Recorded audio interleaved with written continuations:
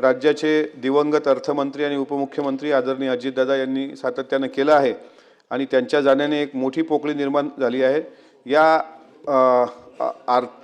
अर्थसंकल्पात सुद्धा दादांकडून जिल्ह्याकरता निधीची तरतूद करण्याच्या संदर्भात माझी चर्चा झाली होती।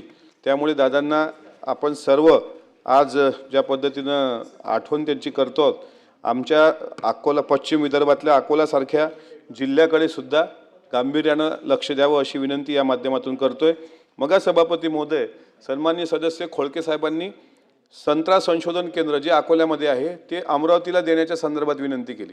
मुळामध्ये जरी संत्र्याचा पेरा कमी असला पण ते संशोधन केंद्र तिथून हलवू नये। 25 ते 30% संत्रा उत्पादक शेतकरी आहेत, त्यामुळे संत्रा संशोधन केंद्र जे अकोल्यावरून अमरावतीकडे हलवण्याकरता खोळके साहेबांनी विनंती केली, ती अमान्य करून ते संशोधन केंद्र अकोल्यातच ठेवावं अशी विनंती या माध्यमातून मी आपल्याला करतो। चित्राताई वाघ, सन्माननीय सदस्य।